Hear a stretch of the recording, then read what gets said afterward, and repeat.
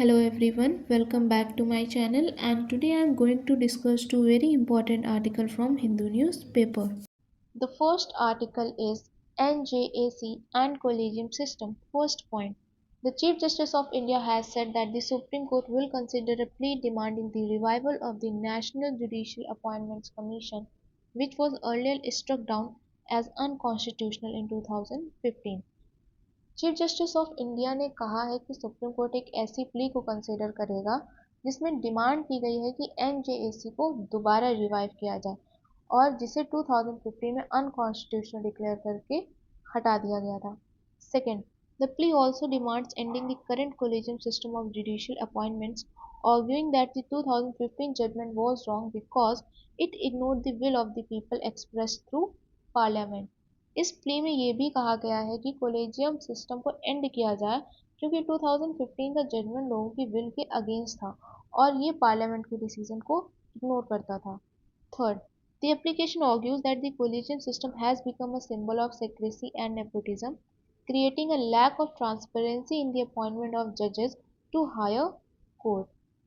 Petition का कहना है कि कोलेजियम सिस्टम में ट्रांसपेरेंसी नहीं है और ये नेपोटिज्म और फेवरेटिज्म का सिंबल बन चुका है जिससे जज अपॉइंटमेंट्स में क्लैरिटी नहीं रहती। Fourth, the petitioner claims that the NJAC was a more democratic mechanism as it gave both the judiciary and the government equal role in judicial appointments unlike the collegium which is completely judiciary controlled।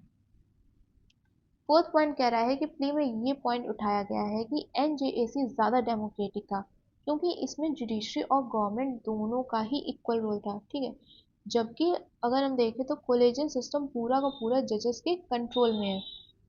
Fifth, the plea highlights that the 99th Constitutional Amendment and the NJAC Act were passed by the Parliament with the intention of reflecting the will of the people through constitutional means।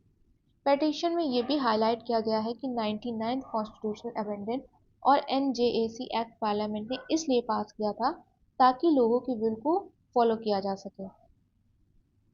Sixth, the court in 2015 struck down the NJAC, holding that it violated judicial independence, but critics argue that the verdict removed democratic checks on the appointment process। 6 point says कि 2015 में supreme court ने NJAC को strike down कर दिया था ये बोलकर कि जुडिशियल इंडिपेंडेंस खतरे में आ जाएगी, लेकिन क्रिटिक्स का कहना है कि इससे डेमोक्रेटिक चेक्स खत्म हो गए हैं। 7, the petition seeks reconsideration of 2015 judgment calling it void ab initio and insisting that parliament's authority to design an appointment mechanism must be respected. Plea में डिमांड है कि 2015 का जजमेंट दोबारा रिव्यू किया जाए और उससे वॉइड एब इंशियो डिक्लेयर की जाए, यानी बिल्कुल शुरू से ही invalid. 8, the issue once again brings the center debate into focus the balance between judicial independence and democratic accountability in the process of appointing judges to the Supreme Court and High Court। ये issue ये है कि एक बार फिर से debate को highlight करता है कि जुडिशरी की इंडिपेंडेंस को प्रोटेक्ट करते हुए अपॉइंटमेंट्स में डेमोक्रेसी और अकाउंटेबिलिटी का क्या बैलेंस होना चाहिए।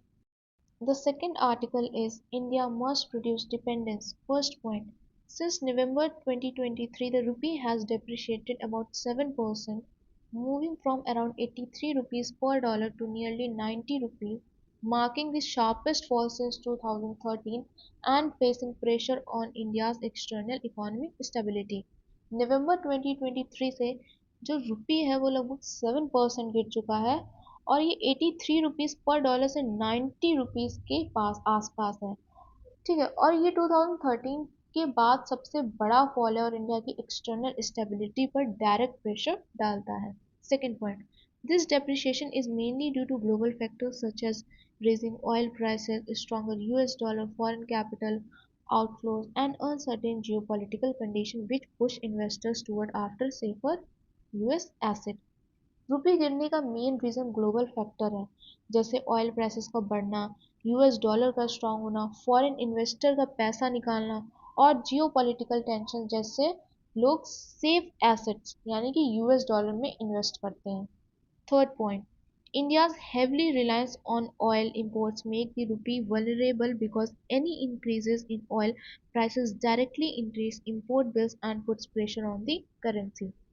इंडिया का रुपी इसलिए भी सेंसिटिव है क्योंकि हम ऑयल इंपोर्ट पर हेवली डिपेंड रहते हैं, ठीक है। ऑयल का प्राइस बढ़ते ही इंपोर्ट बिल भी ऑटोमेटिक बढ़ जाता है जिससे करेंसी ऑटोमेटिक प्रेशर में आ जाती है। The Reserve Bank of India has been intervening in the foreign exchange market to prevent excessive volatility, but it cannot fully defend the rupee without risking depletion of foreign exchange reserve.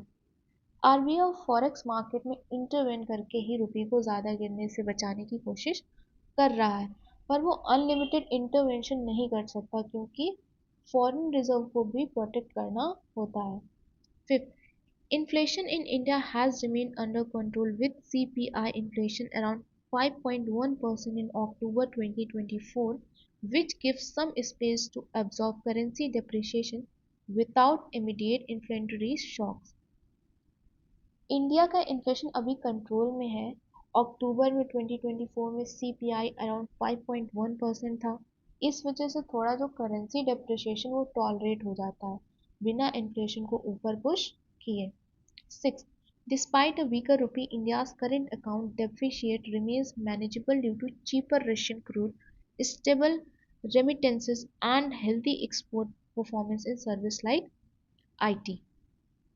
Rupee weak होने के बाद भी India का current account deficit manageable है क्योंकि Russia से सस्ता crude मिल रहा है और रेमिटेंसेस स्ट्रॉन्ग है और IT services export consistent growth दिख रही है। 7.